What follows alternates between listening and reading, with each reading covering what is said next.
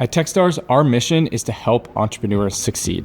We scoured the internet and pulled the most asked questions about startups and entrepreneurship. Here's what the Techstars ecosystem had to say about overcoming challenges as a startup founder. Look, most founders are struggling, even if they don't show it. Best way to keep motivated is to put aside the things that don't matter. The venture capital, the press, the awards, and focus on the people that motivated you to leave everything behind and focus on helping make their lives better.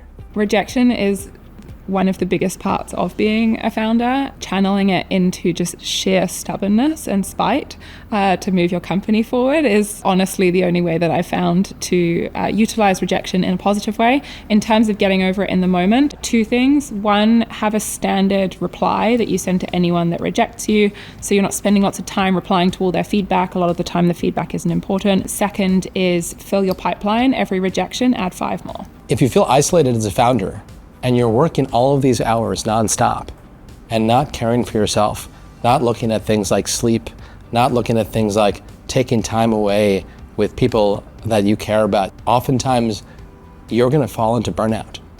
And that passion, that joy that drives you, it's no longer there.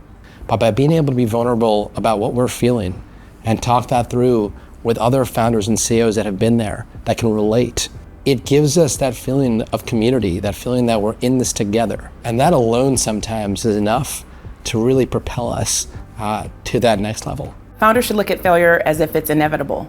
Some portion of your plan is not going to go well. And the better chances that you're going to be successful in the long run is to be ready for that to come. Stress comes in founder journeys, at least often because of a lack of clarity in what you're doing or a lack of action that you've taken in what you know you should be putting input into. So when you boil it down to something that's actionable, you start feeling much better and things start looking rosy once again. As founders, we all owe it to ourselves to be extremely candid and honest and introspective.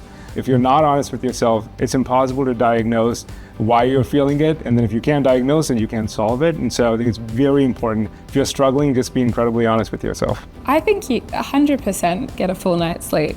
The biggest thing that you're taught as a founder is like it's this constant grind, and it's you're pushing the whole time, you're not sleeping, you're doing all-nighters. Like, sure, you might have the occasional all-nighter, or you might have some weeks that are more stressful than others, but like the company's going to keep going if you keep going. So if you don't look after your well-being and prioritize your health, the company health and the company well-being will also deteriorate with it. Mentorship is important for founders for 2 reasons. The first is leaning in on the experience of others. The second reason is just for support. Entrepreneurship is hard, and being able to lean into people for emotional support, technical support is always nice to have. There are so many highs and lows in this journey, and the highs are very high, the lows are very low, but the only way that you can keep going and have that stamina is to stay grounded. One of the things that always stuck with me is something James Dyson said about the number of iterations of he had to do for the Dyson vacuum cleaner.